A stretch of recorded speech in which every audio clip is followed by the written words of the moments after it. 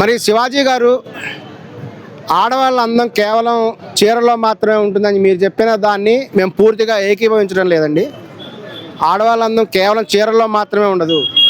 Cinema హీరోయిన్లు అనేటువంటి వాళ్ళు తమ శారీరక అందం ప్రదర్శించాలనే ఉద్దేశంతో ఉంటారు. వాళ్ళకి ఫ్యాన్స్ కూడా ఉంటారు.